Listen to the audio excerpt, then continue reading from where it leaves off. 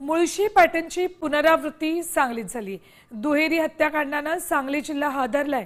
सांगलीतील गारपीट चौकात दलित महासंघाचे अध्यक्ष उत्तम मोहितेंची त्यांच्या वाढदिवसाच्या दिवशीच घरासमोरच निर्घृण हत्या केली।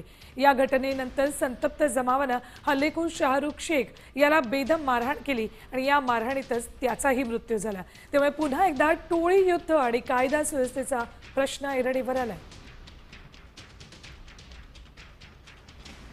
सांगलीमध्ये भर चौकात 2 हत्या झाल्यात। उत्तम अहिरे यांची हत्या झाल्यानंतर आरोपीला जमावाने मारहाण केली आणि त्या मारहाणीत आरोपी शाहरुख शेखचाही मृत्यू झाला।